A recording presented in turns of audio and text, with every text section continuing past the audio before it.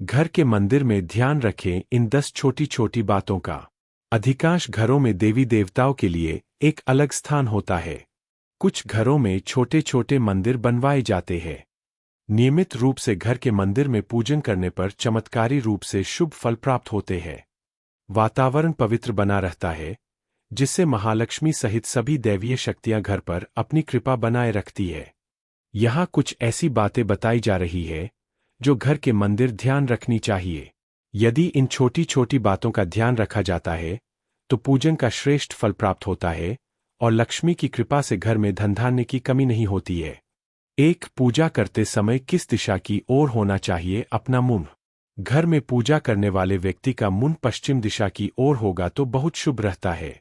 इसके लिए पूजा स्थल का द्वार पूर्व की ओर होना चाहिए। यदि यह संभव ना हो तो पूजा करते समय व्यक्ति का मुंह पूर्व दिशा में होगा, तब भी श्रेष्ठ फल प्राप्त होते हैं। 2. कैसी मूर्तियां रखनी चाहिए मंदिर में। घर के मंदिर में ज्यादा बड़ी मूर्तियां नहीं रखनी चाहिए।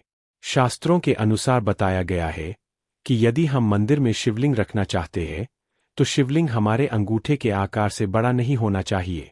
शिवलिंग बहुत संवेदनशील होता है और इसी वजह से घर के मंदिर में छोटा सा शिवलिंग रखना शुभ होता है। अन्य देवी देवताओं की मूर्तियां भी छोटे आकार की ही रखनी चाहिए। अधिक बड़ी मूर्तियां बड़े मंदिरों के लिए श्रेष्ठ रहती है, लेकिन घर के छोटे मंदिर के छोटे छोटे आकार की प्रतिमाएं श्रेष्ठ मानी गई है। 3. मंदिर तक पहुंचनी चाहिए सूर्य की रोशनी और ताजी हवा। घर में मंदिर ऐसे स्थान पर बनाया जाना चाहिए जहां दिन भर में कभी भी कुछ देर के लिए सूर्य की रोशनी अवश्य पहुंचती हो। जिन घरों में सूर्य की रोशनी और ताजी हवा आती रहती है, उन घरों के कई दोष स्वतः ही शांत हो जाते हैं। सूर्य की रोशनी से वातावरण की नकारात्मक ऊर्जा खत्म होती है और सकारात्मक ऊर्जा में बढ़ोतरी होती है। 4. पूजन सामग्री से जुड़ी खास बातें। पूजा में बासी फूल, पत्ते अर्पित नहीं करना चाहिए। स्वच्छ और ताजे जल का ही उपयोग करें। इस संबंध में यह बात ध्यान रखने योग्य है कि तुलसी के पत्ते और गंगाजल कभी बासी नहीं माने जाते हैं, अतः इनका उपयोग कभी भी किया जा सकता है। शेष सामग्री ताजी ही उपयोग करनी चाहिए। यदि कोई फूल सूंघा हुआ है या खराब है तो वह भगवान को अर्पित न करें। 5. पूजन कक्ष में नहीं ले जाना चाहिए ये चीजें। घर में जिस स्थान पर मंदिर है वहां चमड़े से बनी चीजें, जूते चप्पल नहीं ले जाना चाहिए। मंदिर में मृतकों और पूर्वजों के चित्र भी नहीं लगाना चाहिए। पूर्वजों के चित्र लगाने के लिए दक्षिण दिशा क्षेत्र रहती है। घर में दक्षिण दिशा की दीवार पर मृतकों के चित्र लगाए जा सकते हैं, लेकिन मंदिर में नहीं रखना चाहिए। पूजन कक्ष में पूजा से संबंधित सामग्री ही रखना चाहिए। अन्य कोई वस्तु रखने से बचना चाहिए।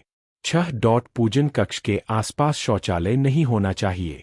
घर के मंदिर के आसपास शौचालय होना भी अशुभ रहता है, अतः ऐसे स्थान पर पूजन कक्ष बनाएं जहां आसपास शौचालय न हो। यदि किसी छोटे कमरे में पूजा स्थल बनाया गया है तो वहां कुछ स्थान खुला होना चाहिए जहां आसानी से बैठा जा सके। 7. रोज रात को मंदिर पर ढके पर्दा। रोज रात को सोने से पहले मंदिर को पर्दे से ढक देना चाहिए। जिस प्रकार हम सोते समय किसी प्रकार का व्यवधान पसंद नहीं करते हैं, ठीक उसी भाव से मंदिर पर पर्दा ढक देना चाहिए। 8. सभी मुहूर्त में करे गौमूत्र का ये उपाय। वर्ष भर में जब भी श्रेष्ठ मुहूर्त आते हैं तब पूरे घर में गौमूत्र का छिड़काव करना चाहिए। गौमूत्र के छिड़काव से पवित्रता बनी रहती है और वातावरण सकारात्मक हो जाता है। शास्त्रों के अनुसार गौमूत्र बहुत चमत्कारी होता है और इस उपाय घर पर दैवीय शक्तियों की विशेष कृपा होती है। 9. खंडित मूर्तियां ना रखें। शास्त्रों के अनुसार खंडित मूर्तियों की पूजा वर्जित की गई है। जो भी मूर्ति खंडित हो जाती है उसे पूजा के स्थल से हटा देना चाहिए और किसी पवित्र बहती नदी में प्रवाहित कर देना चाहिए। खंडित मूर्तियों की पूजा अशुभ मानी गई है। इस संबंध में यह बात ध्यान रखने योग्य है कि सिर्फ शिवलिंग कभी भी किसी भी अवस्था में खंडित नहीं माना जाता है। 10. पूजन के बाद पूरे घर में कुछ देर बजाए घंटी।